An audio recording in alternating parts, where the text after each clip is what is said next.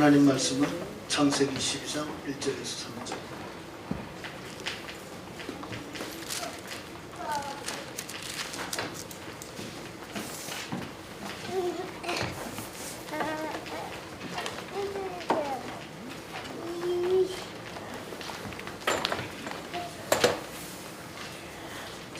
창세기 12장 1절에서 3절 좀 함께 보겠습니다.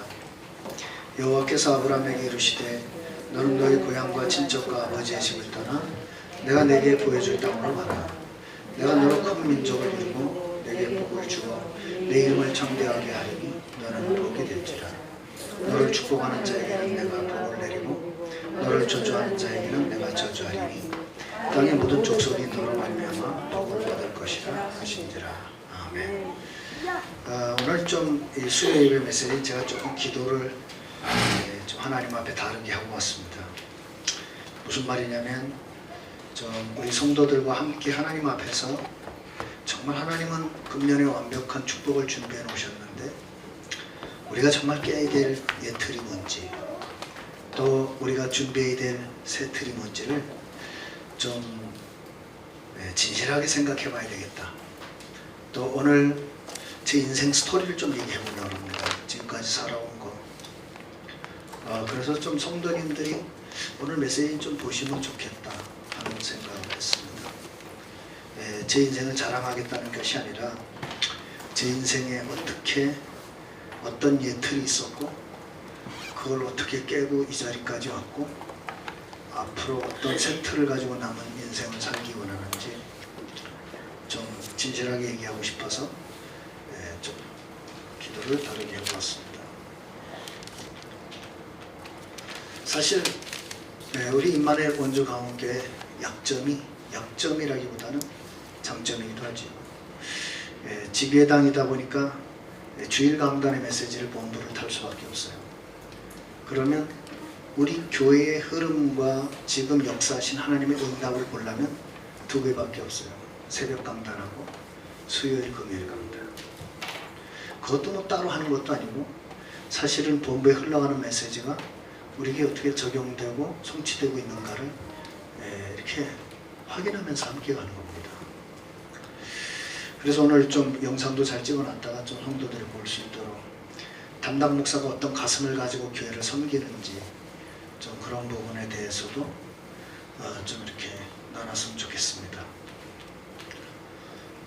일단 저하고 여러분하고 확인할 게 있어요. 뭐 사람 얘기 많이 들어봤자 그 중요한 거 아니고요. 진짜 중요한 건 하나님이고 여러분 쓸 것도 없어요. 좀 되도록 오늘 안 썼으면 좋겠어요. 좀 진실하게 들어봐요.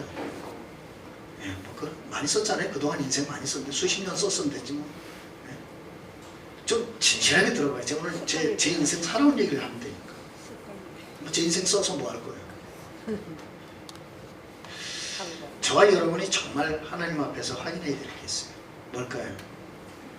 네가 어떠니 내가 어떠니 다 쓰레기 같은 소리예요. 하나님이 나를 어떻게 보느냐. 하나님이 나를. 그래서 제가 예틀 세틀 앞에 이걸 쓰고 하나님 앞에서.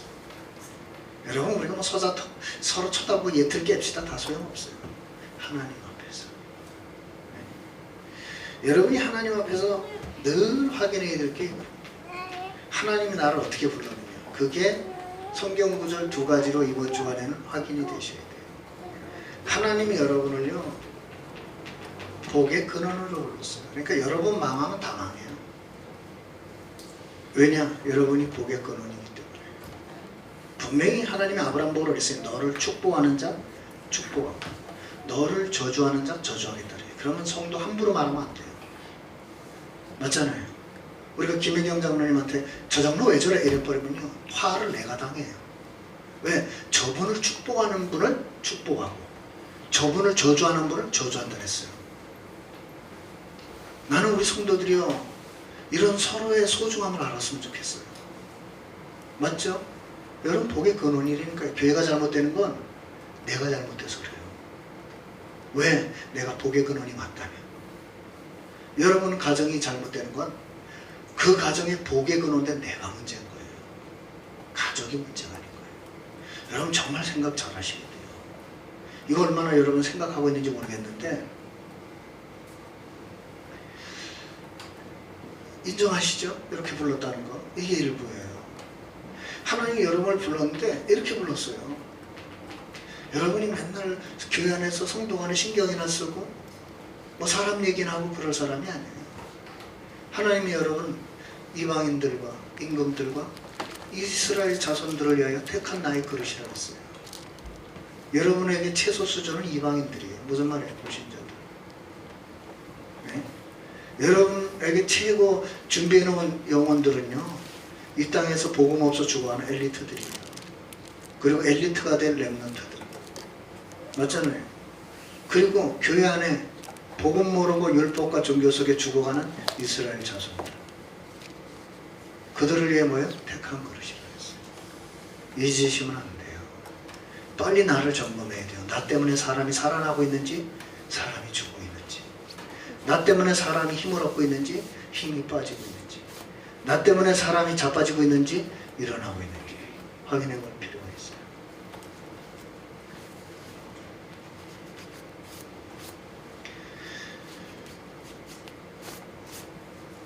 저는 여러분에게 두 번째로 좀 우리가 이런 게 확인됐다면, 저는 여러분 앞에서 이 세 가지 단어를 가지고 목회를 한다는 걸 말씀드리고 싶어요. 그거 이전에 여러분이 좀 기도를 해주셨으면 좋겠어요. 무슨 기도를 하느냐?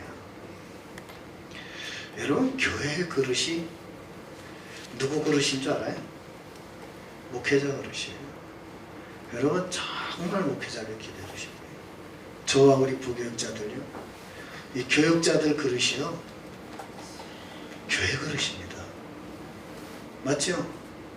여러분, 목회자가 인색하면요, 성도들 인색합니다. 그렇잖아요? 네? 교육자가 불신앙하면요, 성도 전체 다 무너져요. 여러분, 교육자를 좀 기대해 주세요. 비판하는 거 필요하겠죠. 네, 그것도 해야 됩니다만 먼저 기도를 해주셔야 돼요. 그게 사단의 제1순위 공격 대상도 교육자지 평신도가 아니에요. 그게 교회 수준은 목회자 수준. 그래서 여러분이 제가 수준 낮으면 제 수준을 높이기 위해서 기도하고 저를 도와주셔야 돼요. 그렇지 않으면 교회는 맨날 그 수준입니다. 두 번째, 여러분 정말 기도해 줄 분들이 있어요. 중직자. 중직자 수준 분위기가 교회 분위기예요. 아셔야 돼요. 중직자 분위기가 교회 분위기라니까요. 중직자가 교회 와가지고 세상말이나 시큰하면요, 교회 거듭합니다. 세속화돼요.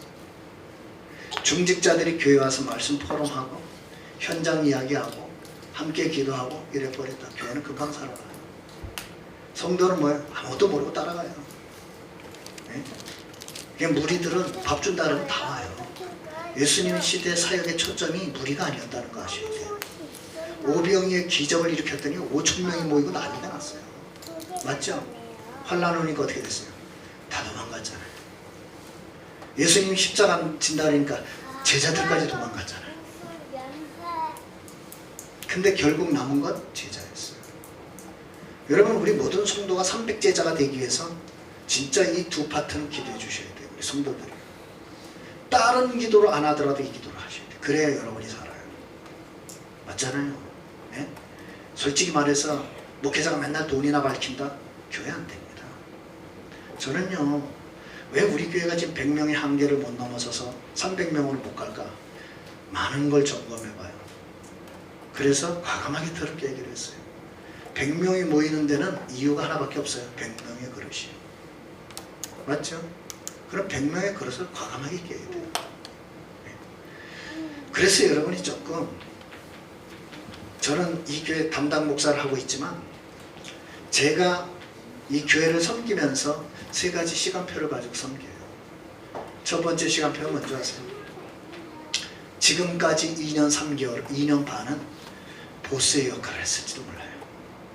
어떤 면에서는 강하게 여러분을 끌고 왔을지 몰라요. 아마 여러분은 정신도 못 차리고 끌려왔을지도 몰라요. 왜 하나님이 그렇게 하셨을까요? 임마누엘 원조 강원교회 시간표에 그게 필요했기 때문입니다. 이제는 더 이상 그렇게 안 합니다. 맞잖아요. 제가 강단을 그렇게 쉽게 놓을 사람이 아니거든요. 내 편하자고 하는 게 아니에요. 저는 새벽 기도와 이런 걸 다 맡겨서 만약에 성도들이 기도가 안 된다면 다시 돌아옵니다. 제가 생각을 했거든요. 이제는 내가 없어도 새벽 기도를 할 수 있겠지 했는데 아침마다 제가 다 보고받아요. 다 보고받고 체크합니다. 부교육자들 설교 어떻게 하는지, 정말 자기 말을 떠들어대는지, 하나님이 강단해 주신 원하는 메시지를 전달하고 있는지. 아니다 싶으면 제가 다시 옵니다. 맞잖아요. 되지도 않았는데 맡기면 되겠어요? 일단은 다시 돌아와야 되겠다는 생각을 하고 있어요. 다음 주부터. 왜냐? 참 저하고 가슴이 안 맞는 것 같아요. 눈물이 없는 것 같아요. 눈물.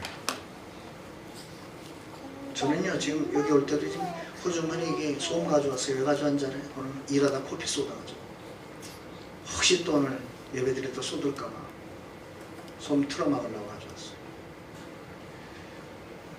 하나님이 지금 시간표에서 저에게 또 보수의 역할을 원하신다면 저는 그렇게 할 겁니다. 언제까지? 여러분 홀로 설 때까지. 그래야 제가 그 다음 단계를 합니다. 리더 역할을 한다는 말은 무슨 말이에요? 내가 없어도 될 동역자가 생긴 거예요. 맞죠? 그래서 난 앞에 가서 일로 됩니다 라고 하고 가면 돼요. 보스는 뭐예요? 안 오면 죽여요. 맞잖아요. 안 따라오면 안 됩니다. 이렇게 끌고 온 거예요. 그래 여러분은 새성전도 뭐 정신 못 차리고 산 거예요. 정신 못 차리고 1차 샀다가 정신 못 차리고 팔았다가 그래도 남은 게 이익이 있으니까 말 안 하지, 손해봤다 그러면 잡아먹을 거예요. 안 그래요? 네, 이익이 남았으니까 아무 말 안 하지. 네. 저는 기도하는 사람입니다. 다 보여요. 그래서 하나님 앞에 기도했어요. 하나님 이제 보수는 그만하고 싶습니다. 정말 우리 중직자들하고 제자들하고 함께 가고 싶습니다. 네. 이제는 정말 우리 교육자들, 부교육자들하고 중직자들 함께 손잡고 여러분 건축위원회 제가 왜 들어갔는 줄 모르시죠? 함께 가고 싶어서요. 함께.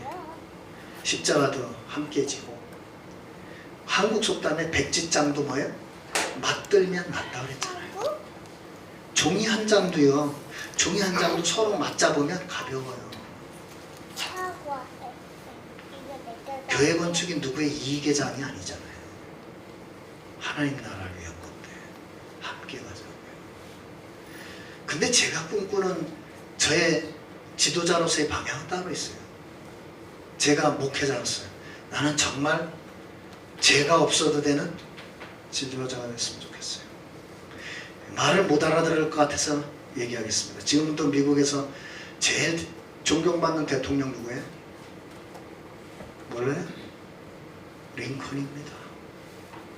그 사람은 젊은 나이에 총 맞아 죽었어요. 그런데도 미국 모든 사람은 링컨의 그 가슴을 생각하고 가장 존경하고 그걸 배우기로 해요.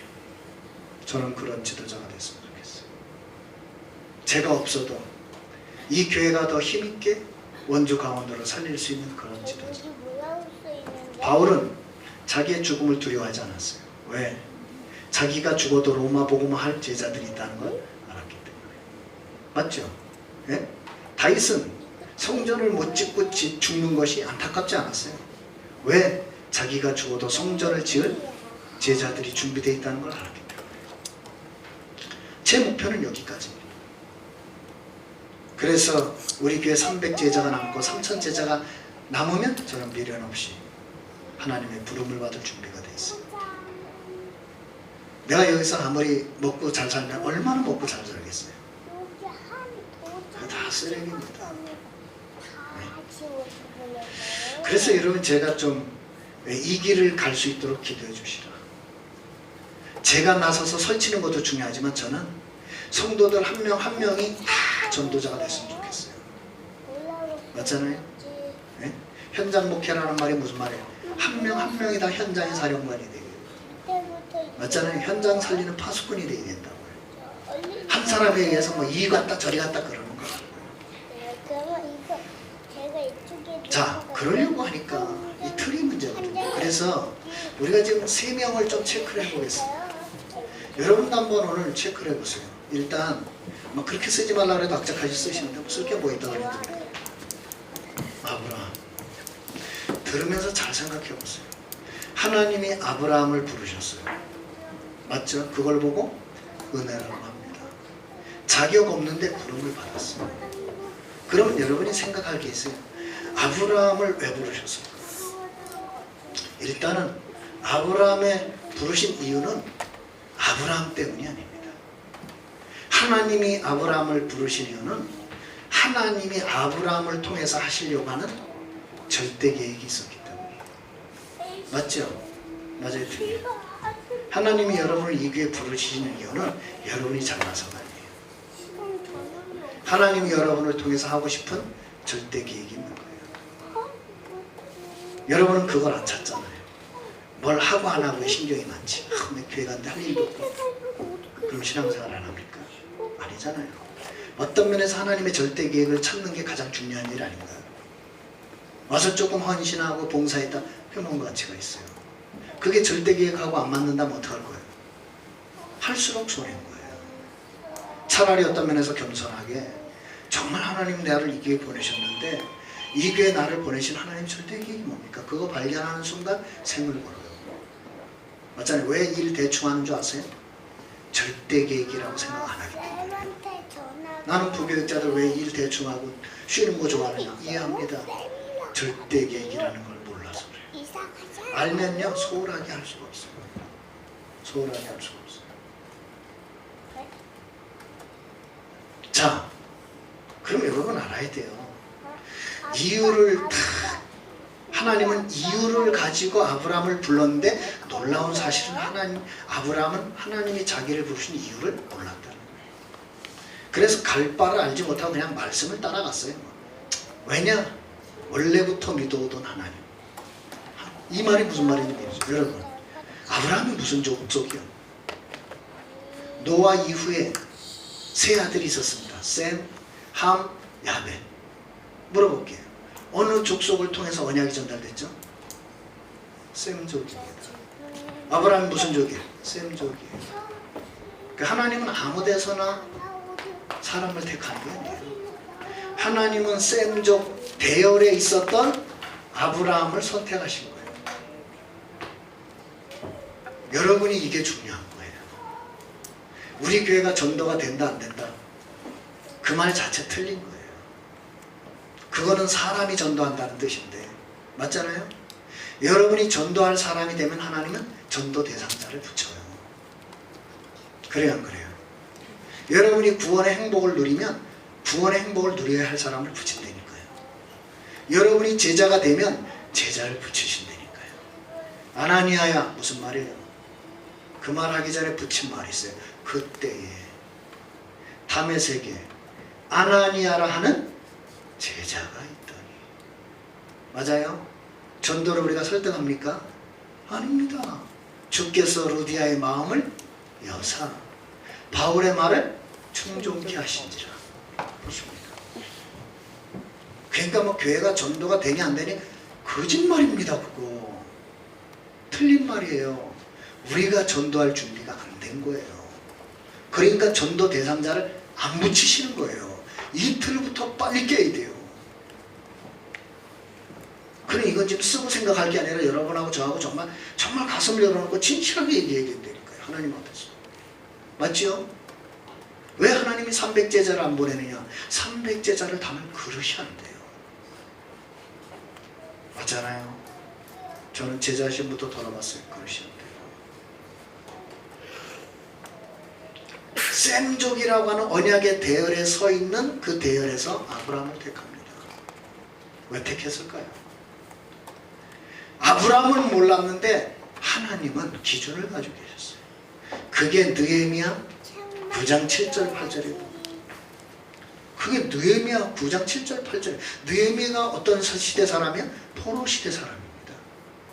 맞아요? 틀려요? 바벨론 포로 시대 사람이에요. 느헤미야가. 아브라함은 저 족장 시대 사람이고요. 그런데 이 느헤미야는 하나님이 아브라함을 왜 불렀는지를 알고 있어요. 느헤미야 9장 7절 8절에 이렇게 합니다. 하나님이 아브라함의 마음이 충성됨을 보시고 그랬어요. 하나님이 아브라함을 택했는데 아브라함의 마음에 충성됨을 보셨다 그랬어요. 무슨 말이에요? 이 사람 언약하는 사람이에요. 그러니까 갈대아우르를 떠나라는데 삶의 기반, 산업의 기반 다 닦아놨는데 여러분 같으면 떠나라면 떠나겠어요? 아브라함이 떠나라고 할 때 떠났다는 말은 무슨 말이에요? 언약을 알고 있는 사람이에요. 모세가 떨기나무, 가시 떨기나무 아래서 불꽃 가운데 역사하시는 하나님을 만나는 바로왕 앞에 가라! 피제사 드리러 간다는데 두 번 다시 안 물어봤어요. 무슨 말이에요? 피제사의 언약을 알고 있는 사람이에요. 맞죠? 자기 능력에 대해서 하나님 앞에 못 갑니다 그런 거지 언약 피제사가 뭔데요? 이렇게 안 물어도 되는 거예요. 그 말은 언약을 알고 있는 사람. 여러분 아브라함은 그냥 한 게 셈족 대열에 있는데 그 사람들 가운데 뭐예요? 마음의 충성됨을 보셨다 그랬어요. 여기까지는 하나님 얘기입니다. 하나님이 본 아브라함. 드디어 아브라함이 자기의 모습을 하나님 앞에서 보기 시작해요. 네, 여러분 이 틀을 깨야 돼요. 일단은 정말 잘했습니다. 갈대아 본토란 말이 무슨 말이에요? 자기 삶의 기반이 있는 곳을 떠났어요. 맞죠? 친척, 가장 힘들고 어려울 때 의지할 수 있는 사람 떠났어요. 맞잖아요. 그래도 늘 어른들이 하는 말 있잖아요. 그래도 뭐예요? 핏줄이 최고야 그러잖아요. 네? 핏줄이 최고라고. 거기를 떠났다니까요. 아비 집을 떠나랬어요. 가장 소중하게 생각하는 부모와의 이별. 네?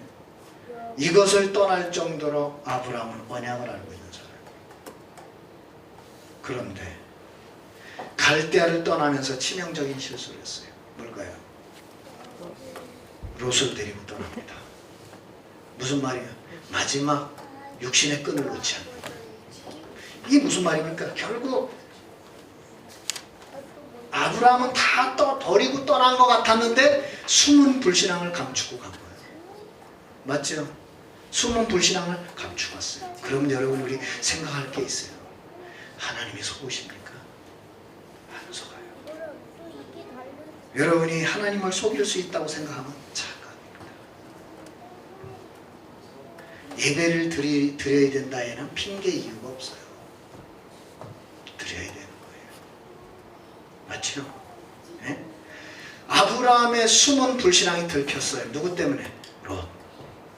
그것 때문에 일어난 사건이 롯과의 갈등이에요. 롯의 목자와 아브라함의 목자가 다투었다 했어요. 뭐 때문에 다투었을까요? 서로의 이익 때문에. 맞죠? 다투었다 했어요. 그러니까 그 목자들의 다툼이 아브라함과 롯의 갈등으로 나타나는 거예요. 그래서 당하지 않아도 될 고난을 계속 당합니다. 드디어 여기는 하나님이 본 아브라함이고 드디어 아브라함이 하나님 앞에서 발견한 자기의 모습을 보고 완전 틀을 깨버립니다. 그게 뭐예요? 창세기 13장입니다. 마므레 상술의 숲풀나무 아래서 롯을 보내고 하나님 앞에 단했습니다. 무슨 말이에요? 결단했어요. 불신앙을 100% 버립니다. 그래서 단을 쌓았다는 말 메시지 생각나세요? 단을 쌓았다는 말은 첫째 뭐 했다고요? 기도했다는 말이에요. 여러분 기도했다는 말이 무슨 말일까요? 하나님을 바라보기 시작했다고요. 맞죠? 네? 하나님을 바라보기 시작했어요. 두 번째 단을 쌓았다는 말이 무슨 말이라고요? 예배를 회복했어요. 예배가 뭐예요? 하나님 앞에 나를 드리는 시간이에요. 그래서 산제사라고 하는 거예요. 여러분 하나님 앞에 구약시대 제물을 드릴 때 어떻게 했어요? 완전히 죽여서 드렸어요. 산놈을 드리는 적이 없어요. 예배는 나를 완전히 죽여야 돼요. 내 것이 없어요. 예배하는데 은혜가 되니 안 되니 하나님 앞에서 굉장히 건방진 말이에요. 하나님이 예배의 주관자신데 어떻게 은혜를 받았니 못 받았니 그럽니까? 맞잖아요. 못 받은 건 내 형편이요. 하나님은 물 붓듯이 쏟아부고 계세요. 성경에 그렇게 돼 있잖아요. 네? 아브라함이 드디어 예배 승리를 한 거예요. 네? 그러니까 당장 창세기 13장 가면 뭐부터 회복해요? 멜기세덱의 11조부터 회복하는 거예요. 보세요. 그때부터 모든 축복이 다 따라옵니다. 네? 창세기 13장 사건 이후에 모든 축복이 다 따라와요. 그런데도 하나님은 창세기 22장에서 마지막 테스트를 합니다. 무슨 말이에요? 아브라함의 아킬레스건 뭐죠? 독자 이삭. 100세 얻은 아들을 시험을 해요. 그런데 창세기 22장에서 아브라함은 완전 합격합니다. 하나님이 얼마나 기뻐하신 줄 아세요? 이제야 네가 나를 온전히 믿는 줄 알았다 라고 성경에 기록될 정도로 하나님이 선포를 해봤어요. 그 뒤로부터 아브라함의 남은 인생은 아무도 풀하고 알아야 돼요. 여러분이 예배가 뭔지 알아야 돼요. 여러분이 날마다 모리아산에 예배 드리고 오세요. 기적이 일어납니다. 드디어 하나님이 말씀하신 걸 실현하기 시작해. 뭐요? 내 눈을 들어 동서남북을 바라봐라. 네가 밟는 땅을 너와 내 자손에게 줄 것이다. 그래가지고 지금까지 아브라함 자손들이 안 망하고 세계를 복음하고 있다는 사실. 바울은 복음 가진 우리를 뭐라 그랬어요? 우리가 참 아브라함의 자손이라. 감사해야 하네요. 너무너무 감사하죠. 여러분이 이런 영적 자부심 회복하셔야 돼요. 이런 거 없이 교회만 왔다 갔다 힘듭니다. 이런 거 없이 예배 생활한다? 그날따라 내 귀에 솔깃한 말씀 나오면 은혜 받은 거고 반대되는 말 나오면 시험 든 거고 그게 무슨 신앙생활입니까? 그건 내가 원하는 메시지를 붙잡았다는 거잖아요. 예배는 그게 아니잖아요. 하나님이 내게 원하시는 말씀을 붙잡아야 되잖아요. 하나님이 나에게 주시는 말씀을 붙잡아야 되잖아요. 하나님이 나에게 성취시킬 말씀을 붙잡아야 되는 거잖아요. 그게 예배 아니에요? 여러분 예배 틀 깨셔야 돼요. 지금 정말 아브라함을 보면서요, 아브라함의 성공을 부러워하지 말고 아브라함이 어떻게 자기 틀을 깨고 하나님 앞에 섰는가를 본받아야 돼요. 아셨죠? 네? 정말입니다. 하나님이 1번, 2번은 안 변해요. 하나님은 아브라함을 끝까지 책임졌어요. 너 아내를 팔아도 삐지지 않았어요. 아브라함을 책망하지 않았어요. 도리어 바로왕을 책망했지. 안 그래요? 네? 무슨 말이에요? 언약의 백성을 책임지신다고요. 갈 바를 알지 못하고 갔지만 가나안 땅 들어갔어요? 안 들어갔어요? 들어갔잖아요. 오늘 여러분 정신 차려야 돼. 굉장히 중요한 메시지인데 가슴에 있는 얘기를 하기 때문에 원고도 없어요. 그냥 네? 가슴에 있는 얘기를 하기 때문에 사단도 엄청 싫어할 겁니다. 지금 저 들으면 안 되는데 저거 듣고 진짜 깨달으면 임마누엘 원주 강원교회 업그레이드 돼가지고 2단계 시작되는데 그러고 있을 겁니다. 여러분 지난 메시지에서 유 목사님이 자신의 인생 스토리를 얘기하셨어요. 인생 스토리를 얘기하시면서 그 속에서 자기가 갱신하신 거, 틀을 깬 거 얘기하셨어요. 잘 들어보세요. 제가 다시 한번 해보겠습니다. 유 목사님이 어릴 때 보니까 전부 자기 주위에 우상 숭배하고 있더라. 그런데 그때 유 목사님 틀을 깼다 그랬어요. 나는 우상 숭배 안 하고 교회 간다. 그래서 어릴 때 교회 다니셨다 그랬어요. 틀을 깨야 돼요. 적어도요 그 정도 분별은 있어야 돼요. 우상이 갖다 주는 복이라면 가짜 복입니다. 그 정도는 분별하신 거죠.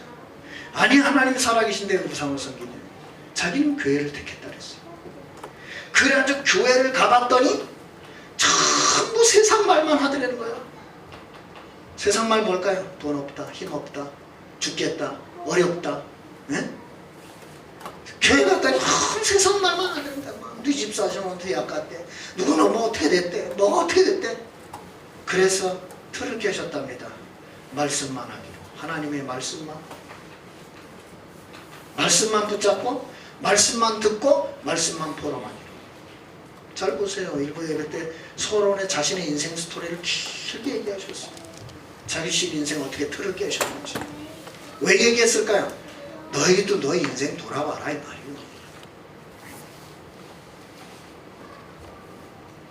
그리고서는 할 일이 없어가지고 병원에 취직하셨다 했잖아요. 한 달 동안.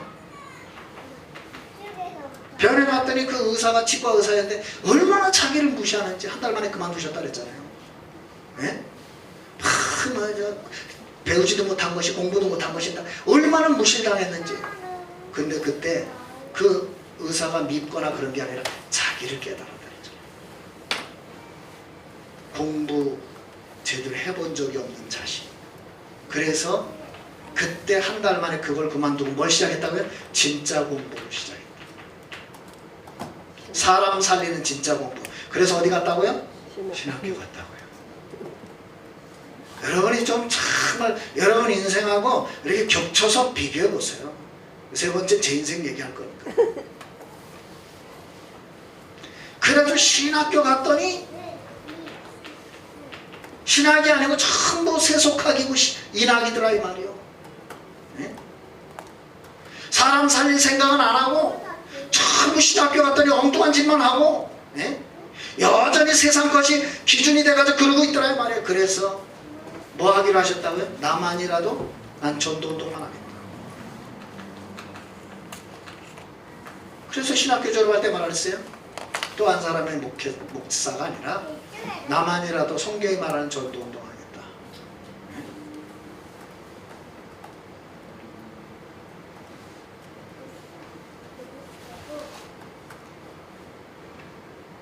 그러면서 얘기하셨어요. 그래서 나와서 교회를 왔어요. 이제 교회를 여기는 다닌 거고 여기 교회를 맡아서 왔더니 전부 중직자고 뭐고 하는 얘기가 돈 얘기만 하다는 거예요. 경제가 어렵니 가난이 어렵니. 그래서 그때 유 목사님이 갱신을 했다 그래요. 복음은 모든 문제 해결인데 그 안에 경제만 빼고 아닙니다. 그래서 복음 안에 모든 것이 다 있음을 보여주겠다. 복음운동 맞잖아요. 복음운동하면서 한 번도 경제 때문에 막힌 적이 없다. 맞아요. 복음 안에 다 있어요. 우리 성도님들도 생각해 보세요. 여러분이 돈을 위해 사는 사람이 아니잖아요. 맞죠? 여러분 복음을 위해 사는 사람이죠. 근데 왜 돈 합니까? 복음 위해 살지 않기 때문에 그래요. 우리 오늘 하나님 앞에 진실하게 얘기해야 돼요. 왜 돈 얘기하면 상처가 됩니까? 돈을 위해 살기 때문에 그래요. 복음을 위해 사면 돈을 1000번 1000번 얘기해도 상처가 안 돼요. 돈 때문에 상처가 된다는 가난하기 때문에 그래요. 그런데 그 사람이 마음의 부유함을 몰라요. 믿음의 부유함을 모르잖아요. 맞잖아요. 육신의 부유가 더 좋아요? 믿음의 부유가 더 좋아요? 생각해 보세요. 정말 생각해 보세요. 나는 교육자들 가운데 맨날 뭐 돈이 없어서 이러면 싫습니다. 교육자가 그 정도 수준이면 성도들은 더 어렵습니다.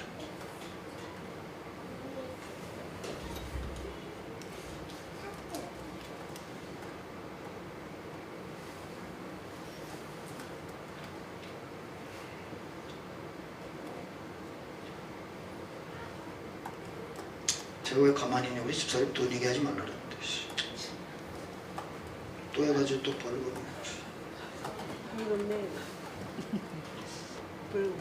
벌금 얼마지? 그래야지 뭐 세상에서 성공했다는 사람 만나보니 영적 문제 더 많더라 이 말이야. 교회에서 좀 있다고 하는 사람들, 교회에서 휘둘르는 사람들 만나보니 속은 텅 빈 영적 강정이라. 그래서 갱신을 했습니다. 그 사람들을 발판으로 렘넌트 운동하기.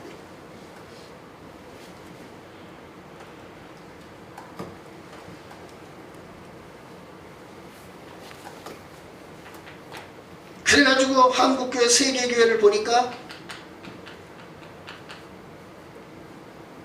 살릴 길은 하나밖에 없더라고요. 말씀 운동을 해요. 그래서 세계복음화를 위한 1천만 제자와 전세계 1천만 지교회를 위해 기도하시는 거예요. 전세계 RUTC 뭐 하자는 거예요? 말씀 운동이에요. 저는 참 우리 교회가 복을 받았다고 생각합니다. 저를 잘 이해 못하는 분들을 위해서 제 인생 스토리를 잠깐 얘기해요. 이렇게 갱신하면서 오셨다고 얘기를 하셨어요. 저는 제 인생을 좀 돌아봤습니다. 저는 제 인생을 돌아보니까 저 솔직히 초등학교 6학년 때까지 기억이 거의 없어요. 왜 없는지 저는 압니다. 저희 아버님이 군인이셔가지고요. 매년 돌아다니다가 지역에 정착한 적이 없어요. 친구 한 명도 생각 안 나. 왜? 이 군인이라는 게 그때만 해도 2년이면 하루가 멀다고 이사를 가야 돼. 그러니까 학교 와서 정들만 하면 또 안 하는 거야. 아무 기억이 없어요 제가. 초등학교 6학년까지. 초등학교 6학년 때부터는 왜 기억이 남느냐. 태장초등학교를 다녔어요. 저희 아버님이 그제서야 원주에 정착을 하신 거예요. 그래서 그때 만난 친구가 지금 윤광식장로라고 우리 저 기도길보 하는 그 친구예요. 오늘도 만났어요. 목회하러 가서 우리 그때 참 초등학교 때 동창이고.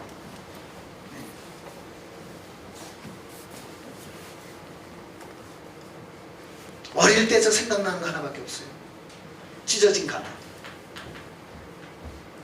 저는요 고등학교 때까지 용돈 받은 기억이 없어요. 나는 오늘 랩런트들 왔으면 좋겠다 했는데 안 왔네요. 나는 고등학교 때까지 용돈을 받아본 적이 없고요. 제가 사실은 가난 때문에 돈 벌고 싶어서 한의사 되고 싶었어요. 마침 태장에 있는 한의원 원장님이 제가 공부를 성실하게 하는 걸 보고 네가 한의외과를 가면 모든 걸 다 지원하겠다. 그래서 사실은 경희대 한의외과를 놓고 기도를 했어요. 준비를 했어요. 근데 점수가 안 나왔어요. 갈 수 있는. 그래서 할 수 없이 집안에 손 안 벌리고 갈 수 있는 4년 장학생을 택해서 한의외과나 꼼꼼한 거 따지면 설계도 괜찮겠다 해서 제가 강원대학교 건축 설계를 4년 장학생으로 들어갔어요. 이유는 하나밖에 없어요. 너무 가난이 싫어서 돈 벌고 싶었어요. 그런데 여기서 지금 틀을 깬 게 하나 있었어요. 지금 생각해보니까 뭐냐면 저는 이걸 배웠어요. 저리가 안 주니까 어쩌다 주는 거라도 아껴야 돼. 세배 때 받는 돈이라도 아껴야 돼. 그리고 저는 이걸 배웠어요. 저축. 정말 보고 말고 깨달은 거. 그때서야 배운 게 헌금이에요. 내가 하는 절약과 저축이 한계가 있다는 거 알았어요. 그런데 보고 말고 나서 헌금을 배운 이후로 물질은 저에게 아무 문제가 안 됩니다. 정말입니다. 경제 저희 집사람한테 물어보세요. 걱정하지 않습니다. 없으면 없는 대로 사는 비법을 터득했어요. 제 기준은 그런 게 아니에요.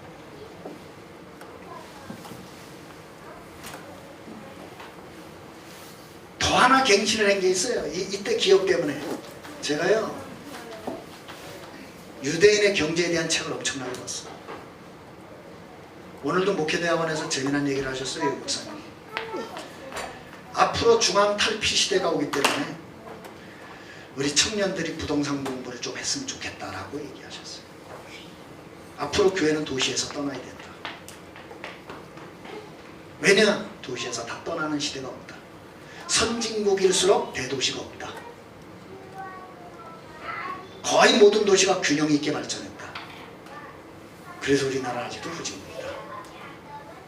그래서 저는요, 저는 지금도 감사한 게 경제 공부 정말 많이 했어요. 이원복 씨가 쓴 경제에 대한 책 몇 권이 다 읽어봤어요. 유대인의 책 거의 다 읽었어요. 로스차일드 다 읽어봤어요. 록펠러 다 읽어봤어요. 보고 말고 나서 저는 당장 헌금 통장부터 만들었어요. 어제도 우리 집사람이 묻더라고요. 여보 얼마나 모였어? 그래. 액수를 말해줬다. 깜짝 놀래요. 벌써? 그래서 벌써가 아니라 주께서 이미 쓰는 단어가 약간 달라요. 사람 편에서는 벌써, 하나님은 이미. 오순절날이 이미 이르네. 믿으세요. 네, 정말 있다는 말을 하려고 하는 게 아니에요. 하나님은 쓸 데가 있다는 걸 저에게 말씀하시는 거예요. 너 그거 쓸 데 있다. 너 그거 쓸 데 있어. 그럼 저는 예 그러면 돼요. 너는 그거 맡겨도 딴짓 안 하잖아. 예 그러면 돼요. 아, 누구한테 맡겨봤더니 순 딴 데다 쓰더라. 그래서 너한테 잠시 맡겨서 예.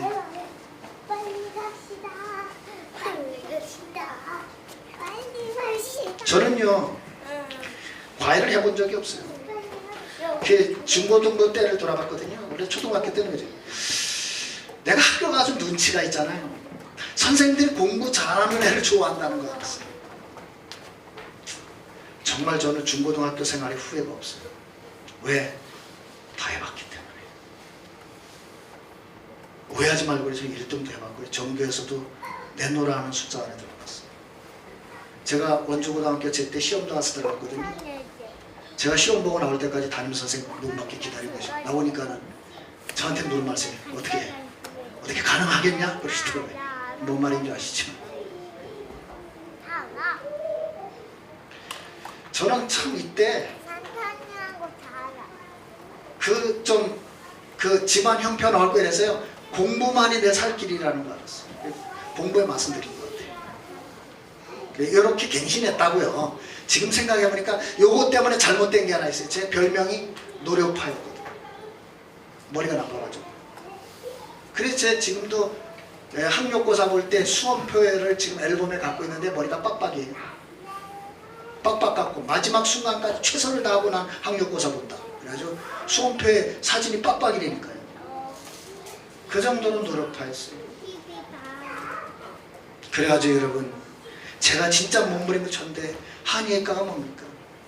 안 돼가지고 어쩔 수 없이 형편 따라 건축설계학과를 갔는데 제 마음대로 되는 게 하나도 없었어요. 저는 대학 생활에서 너무 쓴맛 두 개를 크게 봤어요. 하나가 뭔지 알아요? 제가 가장 사랑했던 친구의 자살. 그것도요, 내가 이 사건을 잊을 수가 없는 거. 그 친구가 나를 만난 것이 그 아이 인생의 마지막 만남이었어요. 나는 그때 강원대학 다니고 있었는데 오늘 갑자기 왔어요. 저녁 때. 어쩐 일 했더니 네가 보고 싶어서. 사람이라는 게 쉽게 저 녀석 자살할 거야 이렇게 생각 못 하잖아요. 전혀 눈치를 못 챘어. 그래 왔냐? 반갑다. 야 그래. 야 나 내일 그때 하필 또 그 다음 시험이었어. 야 나 내일 시험이라서 아침 일찍 가야 되는데 어떡하지? 야 자고 아침에 편하게 자고 가라. 혹시 내가 바빠서 일찍 나면 얼굴도 잘 못 볼 것 같아? 나는 그 친구 입장을 한 번도 생각 안 했어. 이래가지고 밤에 와서 웃고 떠들고 난 공부한다고 하고 아침에 내가 물었어요. 지금도 기억이 나. 어디 갈 거냐 그랬더니 서울 간다. 그래? 그럼 서울 갔다가 원주에서 만나자 이러고 헤어졌어요. 걔가 고등부 회장이었다는 사실. 고등부 회장까지 했더니 15일 만에 연락이 왔어요. 경찰에서. 혹시 이 사람을 아시냐? 왜요? 그랬더니 소양강 뒷산에서 목을 맨 시체가 발견됐는데 그 수첩에 당신 이름과 전화번호가 기록됐어요. 제가요, 나 소양강 달려가서 그 아이 시차를 봤는데 얼마나 울었는지 몰라요. 그날 해필 비가 왔어요. 밤새 비 맞으면서 다니면서 울었어요. 왜 내가 이 친구의 마음을 몰랐어요? 그때부터 제가 틀을 깬 게 하나 있어요. 지금부터 모든 만남은 마지막 만남이라고 생각하겠다. 그래서 사람을 소홀하게 안 하고 사람을 함부로 대하지 않고요. 함부로 판단하지 않고 함부로 오케이 하지도 않습니다. 또 하나 사건이 있었어요. 이거 지금도 평생 못 잊어요. 지금도 눈에 선해요. 그 친구가. 저는 대학 때 신앙생활 하면서 사단의 역사를 봤어요.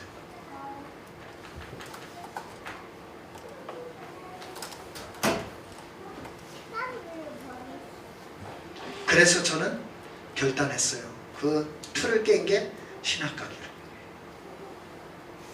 그래서 신학 간 겁니다. 물론 하나님이 저를 콜했는데 제가 안 가니까 3번이나 죽이려고 하셨죠. 네? 그 마지막 죽음의 위기 앞에서 제가 손을 들고 신학 가겠다고 하나님 앞에 항복을 했어요. 신학 가겠습니다.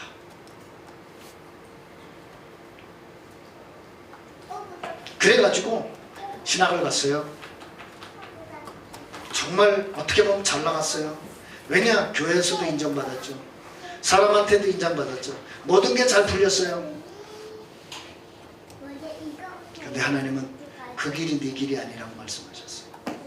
그래서 저는 과감하게 틀을 깨고 제가 태장감리교회를 떠났습니다. 태장동에 있는 태장감리교회. 그때 출석교인만 700명, 작년. 1년 후에 담임 목사님이 저를 부르셨어요.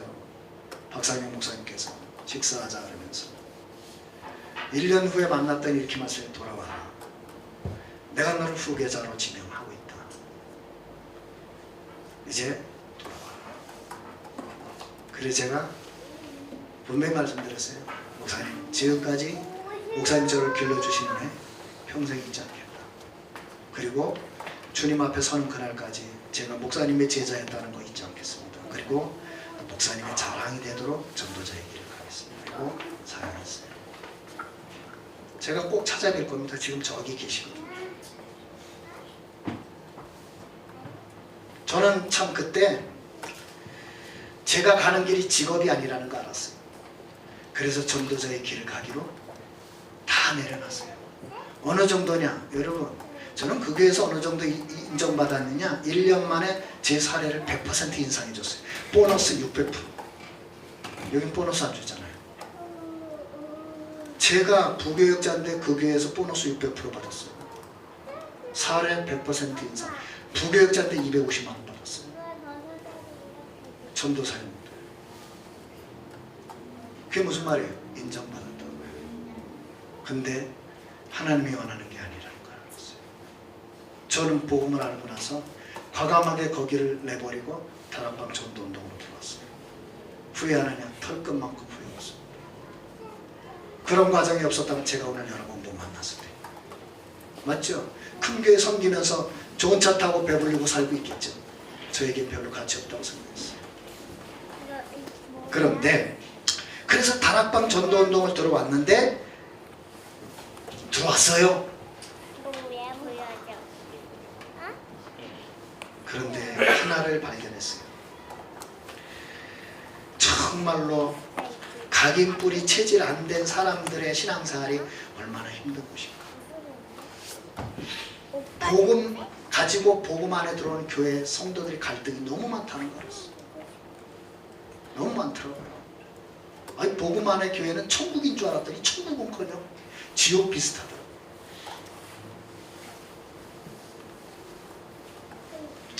그래서 저는 저도 그렇다는 걸 알았어요.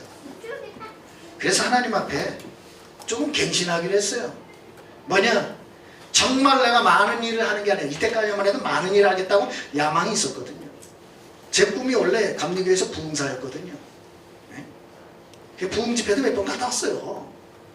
다 내려놓고 제가 정말로 많은 일을 하는 게 아니라 한 가지 갱신했어요. 하나님이 원하시는 거 하겠다. 간절히 기도하는데 하나님이 그 문을 연 게 2004년이에요. 2004년에 가만히 있는데 비서실에서 연락이 왔어요. 저도 목사님이십니까? 예. 오늘 낮에 스케줄 있습니다. 무슨 스케줄인데? 유광수 목사님과 점심 식사 개인 면담 있습니다. 그래서 제가 졸지에 유 목사님하고 개인 식사를 했다니까요. 그때 하나님이 저를 불러주셨음을 확인했어요. 이렇게 말씀하셨어요. 저 목사, 내가 7, 8년 자네를 지켜봤는데 자네가 메시지 정리 제일 잘해. 이 모든 메시지를 자네가 맡아서 전문 사역으로 해주게 해요. 그러면서 옆에 있는 비서실장에게 이렇게 지시하셨어요. 당장 서울 본부로 올려드리고 자리 마련해. 그래서 2004년부터 본부 사역에 들어가기 시작했어요. 본부 가서 사역하면 천국인 줄 알았더니 저는 거기 가서 낮아짐을 배웠어요. 갔더니 저거 낙하산이라고 얼마나 신기하고 질투하고 하는지. 제가 임마누엘 서울교회 5년간 협동 목사로 있었다는 거 모르시죠? 제가 서울교회에 있으면서 5년간을 서울교회에서 사례 한 푼을 안 받았어요. 어디서 주셨느냐? 사람교회 장인성 목사님이 5년 동안 제 사례를 주셨어요. 5년 동안 변함없이 200만 원씩 매월. 그래서 지금도 그 사람을 못 얻어요. 그런데 거기서 제가 갱신한 거 있어요. 여러분 아직 저를 잘 모르나요? 낮아지. 저는 저를 드러낼 마음이 없어요. 정말 낮아짐을 배웠어요. 무시당하는 거 나는 아무렇지 않습니다. 욕하는 거 더 아무렇지 않습니다. 왜? 저는 초점을 맞췄거든요. 하나님이 원하시는 거 하고 간다. 그래서 저는 그게 제 미션의 마지막인 줄 알았어요. 그래서 이제 하나님, 저는 전도자의 모든 메시지를 깔끔하게 정리해서 후대에게 남기고 저는 가겠습니다. 이랬는데 웬걸요? 2016년 느닷없는 전화를 한 통 받습니다. 원주로 가라. 이것은요, 의견을 물어본 것도 아니에요. 가라. 결정됐으니까 가라. 통보였어요. 그런데 제가 감사하게도 한마디 대꾸안했어요. 네, 언제부터 가면 되겠습니까? 그랬더니 이번 주일부터 가라. 예, 알겠습니다. 그래서 내려왔어요. 내려오면서 많은 생각을 했어요. 내려오면서 하나님 앞에 첫 번째 기도한 게 뭔지 아세요? 하나님, 저를 원주에 보내시는 언약을 주십시오. 그때 말씀드렸잖아요. 사도행전 1장 8절, 가서 딴짓하지 말고 전도의 증인이 되라. 가서 딴짓하지 말고 힘 빠져있는 성도들에게 요엘서 2장 27절 28절 성령 충만의 역사가 뭔지 체험하게 해줘요. 맞잖아요. 네? 늙은이는 꿈을 꾸고 젊은이는 환상을 보고 자녀들은 네? 장래일을 말하게 만들어라. 그래서 하나님 제게 주신 사도행전 19장 8절에서 20절 두라는 따로 세워서 제자 키워라. 렘넌트 키워라. 그래서 한 거예요. 제가 올 때 언약 붙잡은 생각이 변함이 없었죠. 제 수첩이요? 여러분 모르지요? 저는 여기 딱 피면 원단 메시지 딱 정리되어 있어요. 딱 피면 정식이동은 오른쪽에 건축기동은 딱 피면 주간 일정표 뒤에 딱 넘기면 뭐 있는 줄 아세요? 나의 평생 언약과 원주 언약.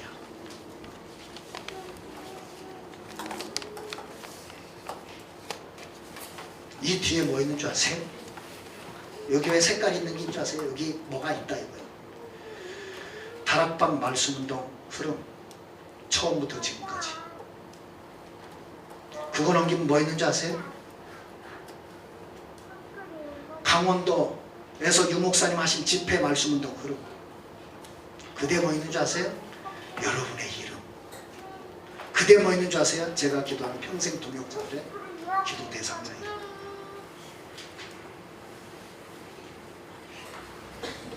이거 잡고 내려왔어요. 근데 여기서 하나 깨달은 게 있어요. 내가 너무 부족하다. 교회를 섬기면서 깨달은 게 그거였어요. 나의 그릇이 문제라는 거. 여러분, 저는 우리 성도들 정말 미안하지 않습니다. 저 미워하지 않습니다. 저는 오히려 장기 결석하고 있는 분들 지난 연말에 전부 인사드렸어요. 내가 부족해서 제대로 섬기지 못한 건 미안하다. 어느 곳에 있든지 신앙생활 정말 행복하게 잘 누렸으면 좋겠다. 저는 집사님, 장로님의 좋은 것만 가슴에 담고 있겠네요. 저도 그렇게 좀 기억해달라 부탁하고 10년 인사를 드렸어요. 저는 제 인생을 압니다. 여러분 앞에 그렇게 내 자랑할 거 없다는 거. 그리고 제 수준을 압니다. 그래서 저를 높일 마음이 없어요. 그러니까 그런 거 걱정 안 하셔도 돼요. 유목사님 한 분이 렘넌트가 질문을 했어요. 유목사님께, 목사님 그러다가 교주 되시는 거 아닙니까? 그랬더니 유목사님이 이렇게 말씀하셨어요. 그건 걱정 안 해도 되네. 나는 나를 알아. 그 말이 굉장히 중요해요. 나는 내가 어떤 인간인 줄 안다 이 말이에요. 나는 내가 어떤 인간인 줄 압니다. 그래서 여러분 앞에 높아지고 싶은 마음 털끝만큼도 없어요. 그런 걱정 안 하셔도 됩니다. 그래서 저는 지금도요, 하나님 앞에 이런 그릇을 아시기 때문에 또 제가 굉장히 인간적으로 노력하고 열심히 다니라는 걸 알기 때문에 하나님이 건강을 이렇게 하시다는 것도 감사합니다. 정말이에요. 오늘 내가 목회대학원 갔다 와서 오늘 너무 중요한 메시지를 했기 때문에 내강을 정리하느냐고 오자마자 다시 녹음한 거 들으면서 정리 다 하는데 또 뭐가 팍 쏟아져요. 그래서 뭐야 그랬더니 호피가 터진 거예요. 그런데도 감사했어요. 코 속으로 털어맞고 계속 하면서 감사했어요. 저는 제 건강에 대해서 여러분 오해하지 말아요. 낙심하지 않고 감사하고 있습니다. 왜? 어차피 한 번은 죽는다는 걸 알기 때문에 저는 그것도 두렵지 않습니다. 사명 다하면 가는 겁니다. 저는 갱신했어요. 제 건강에 대해서도 감사하고, 행여나 내가 몸 잘못 관리해서 하나님의 미션 감당하는데 지장이 안 될 만큼은 내가 해야 된다. 맞죠? 그래서 여러분 정말 우리 성도들 만나 정말 음식 많이 못 먹어요. 정말 너무 미안합니다. 음식 먹으면요 난 몸이 컨트롤이 안 돼요.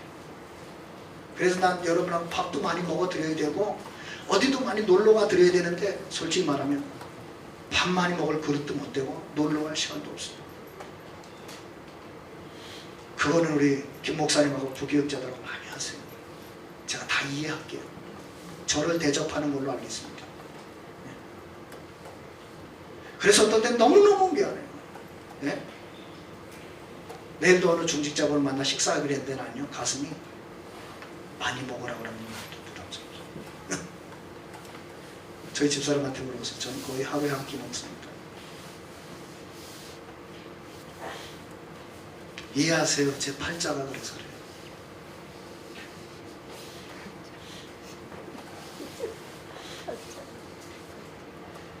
한마디만 하고 마치겠습니다. 그래 제가 요새 왜 쉬는 날을 갖느냐, 지난 2년 반 동안 또 옛날 체질이 나왔다는 걸 알았어요. 너무 열심히 몸이 혹사를 당했어요. 지금 제 눈 밑에 다크서클이 보이실 겁니다. 너무 혹사를 당했는데 그 산삼주사 맞고 버티고 있고요. 어떤 면에서 아니죠. 그것도 틀린 말이에요. 하나님의 은혜죠. 그래서 제가 우리 부교육자들한테 이 바톤을 내려주려고 했더니 그 가슴은 이해를 못해요. 그래서 쉬라고 한 건지 흙덩어리 쉬라고 한 게 아니거든요.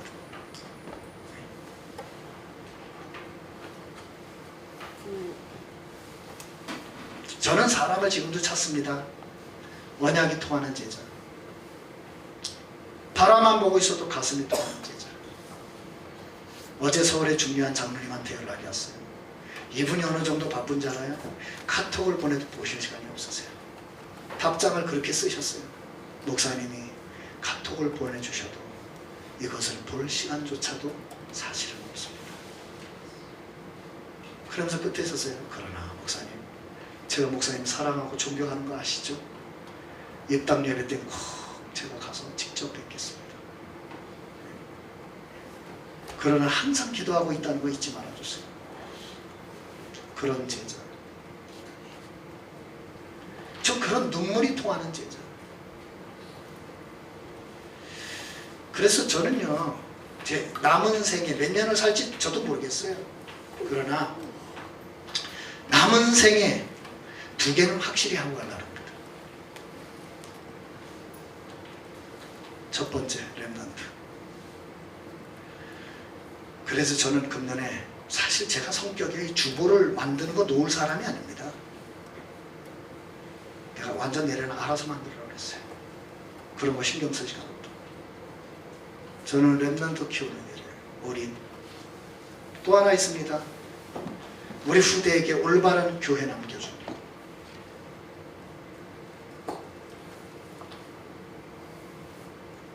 여기에 저의 인생을 올인하고 가려고 합니다. 내 힘으로 되느냐? 안 되기 때문에 하나님이 주신 3가지 약속을 여러분과 함께 붙들고 싶습니다. 뭡니까? 하나님은 여러분을 위해 이것을 감당할 수 있도록 뭘 준비해놨다? 영적 축복을 준비해놓으셨다. 아멘? 네. 그 영적 축복 중에 축복이 뭘까요? 내가 너와 함께 할 것이다.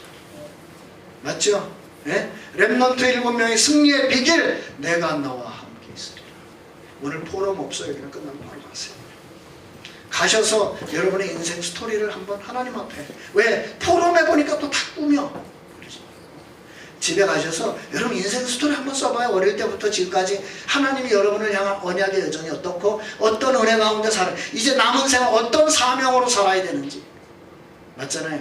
지금까지 모르고 은혜로 왔다면 지금부터는 사명으로 사세요. 능력으로 안 될 겁니다. 그래서 하나님이 약속해 놓으셨어요. 영적인 힘 찾으라는 거예요. 얻으라는 거예요. 우리 교회 새 가족이 왔다고 왜 갔는 줄 알아요? 스크린 예배 드린다고요. 우리 교회 새 가족이 왔다고 왜 안 오는 줄 알아요? 이단이라고요. 우리 교회 왔다가 새 가족이 왜 안 오는 줄 알아요? 너무 인사 안 한다고. 틀을 깹시다. 안 그래요? 지금 우리 교회 몇 주째 나오는 새 가족 있어요. 알아요? 등록은 안 했지만 다 반갑게 인사해요. 네? 그분 동생이 큰 수술을 했어요. 모르시죠?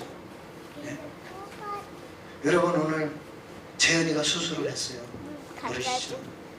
오늘 또 아무개가 내일 수술을 해요. 오늘 했어요. 모르시죠? 그러면서 소통된다고 말하면 안 돼요. 우리 범규가 언제까지 있는 줄 아세요? 알아야 돼요. 저는 범규가 지난주에 온 거 보고 생각해서 하나님 범규를 왜 보내셨습니까? 왜 거기에 계획이 없겠어요? 안 그래요? 난 내가 대청 사역자라면 일단 저 친구 한 달 스케줄 짭니다. 맞잖아요. 한 달 후에 내려갈 거잖아, 범규. 그치? 그럼 한 달간 하나님 우리에게 저 소중한 렘넌트 써니과의 만남의 계획을 이루시는 거 아니에요.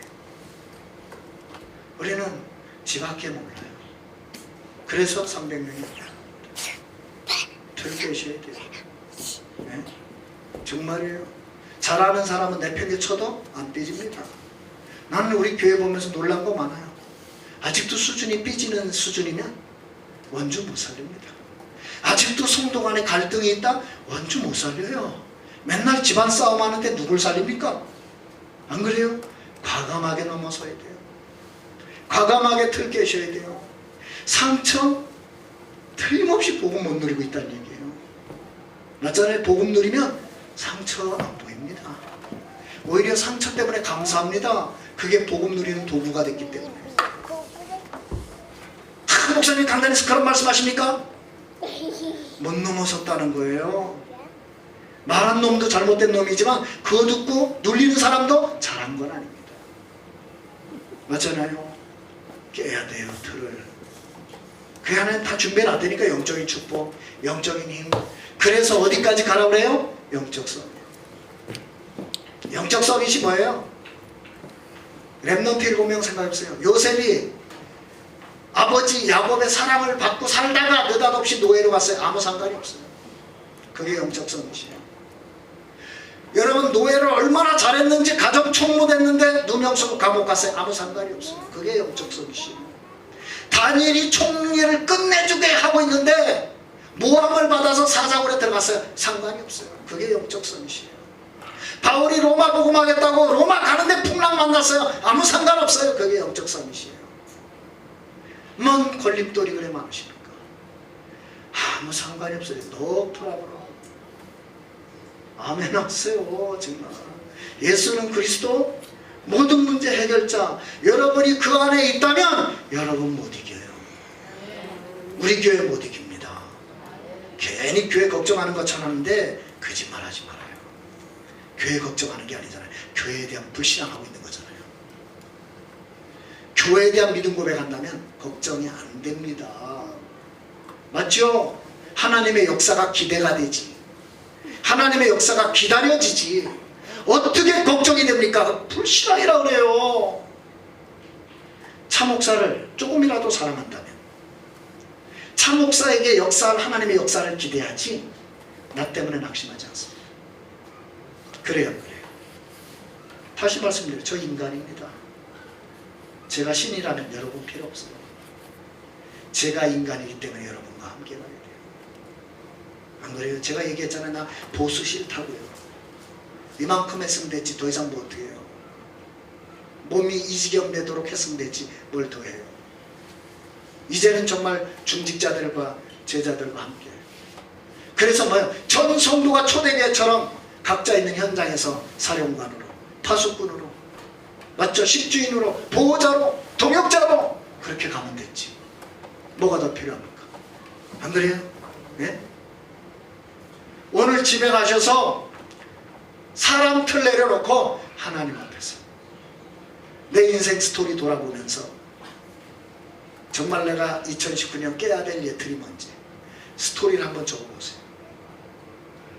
그리고 금요일날 정말 새 틀 가진 아름다운 모습을 여러분을 뵙기를 원합니다. 아멘. 제가 기도하고 바로 축도하고 그냥 마치겠습니다. 예, 바로 돌아가시고 우리 전사님들은 우리 이병두 집사님 좀 도와서 뭐 할 일이 있어요. 뭐냐면 오늘 건물주인한테 전화가 왔어요. 평상시에 전기세가 20만 원 나왔는데 이번 달에 46만 원 나왔대. 누가 자꾸 옥상에 올라가느냐는 올라갈 일 없는데 분명히 거기 전기난로 저 소변난로 코드 뽑아놨는데 또 꽂혀 있더라는 거예요. 며칠 전에 왔다 가셨더니. 그럼 누가 쓴다는 거 아니냐? 에? 그래서 내가 그럴 리가 없다고 내가 분명히 광고했고 얘기했다. 근데 그분이 제발 치워달라. 전기세 내달라는 얘기 안 하시더라고요. 그래서 제가 아직도 이사 얘기를 안 했어요. 왜? 리모델링 일정이 안 잡혔어요. 잡혀야 뭐 얘기를 하지. 그지요? 여러분 기도해 주시고. 저는요 제일 기분 나쁜 게 뭐냐면 불신자에게 조롱받는 거예요. 안 그래요? 우리가 인정을 받아야지 왜 조롱을 받습니까? 그분이 오해할 수 있지만 그래도 우리가 주의해야죠. 정말 저보다 깨끗한 분이다. 저는 우리 미션홈 청소 너무 잘해줬다고 생각해요. 그분이 어떻게 생각하겠어요? 야, 이들 사람들 다르네. 그래야죠. 안 그래요? 네? 정말 앞에 있던 교회 나는 싫어요. 그 청소하는 거라고 그냥 5번, 6번을 얘기해야 됩니까 그게? 지들이 이사 간다고 하면 그렇게 해요? 생각이 틀려보는 거예요. 우리 교회만이라도 인정받는 교회 됩시다. 아멘. 그래서 좀 전사님, 이병두 집사님 도와서 깔끔하게 처리해 주시고 다시는 옥상에 가는 일 없고 우리 애들 못 올라가도록 제가 기도하고 축도하고 마치고 여러분 오늘 집에 조용히 돌아가셔서 여러분의 인생 스토리 예틀 새틀 생각해 보시기 바랍니다. 기도하겠습니다. 하나님, 정말 하나님의 소원을 가슴에 담습니다. 왜 예틀을 깨고 새틀을 갖추라고 말씀하셨는지 2019년도를 향한 하나님의 가슴을 담게 해 주옵소서. 정말 우리 임마누엘 원주 강원교회가 원주 강원도 살릴교회가 맞는지 우리 자신을 돌아보는 밤이 되게 해 주옵소서. 그래서 우리가 먼저 원주 살릴 만한 그릇으로 하나님 앞에 세워지기를 원합니다. 그래서 한 번의 인생 속에 생명 제자 렘넌트 교회 외에는 남기지 않도록 정말로 하나님의 은혜를 허락해 주시옵소서. 하나님이 이렇게 만나게 하신 소중한 성도들과 함께 그 하나님의 절대 계획 앞에 쓰임받는 증인들 되게 해 주옵소서. 그래서 우리 후대 앞에 부끄럽지 않은 복음의 유산, 믿음의 유산, 성전의 유산 남기고 주님 앞에 설 수 있도록 축복해 주시옵소서. 특별히 성도들 가운데 이런저런 어려움이 있는 분들이 많습니다. 어려운 문제 해결되기 전에 어려운 문제를 허락하신 하나님의 절대 계획을 발견하게 해 주옵소서. 그거 붙잡고 기도 속으로 들어가 하나님이 준비하신 축복과 응답을 먼저 보게 해 주옵소서. 그래서 감사 속에 하나님의 응답의 열매를 누리는 증인들 되게 하사 우리의 모든 인생의 목적이 그리스도의 이름을 높이며 하나님 영광 돌리는 데 있게 하옵소서. 지금은 우리 주 예수 그리스도의 은혜와 하나님 아버지의 크신 사랑과 성령님의 역사하심, 새틀 가지고 원주 강원 민족 세계 살릴 사랑하는 동역자들 머리 위에, 사랑하는 렘넌트들 머리 위에, 이런저런 어려움 가운데 있는 사랑하는 나의 주님의 백성들 머리 위에 지금부터 영원토록 항상 함께 계실지어다.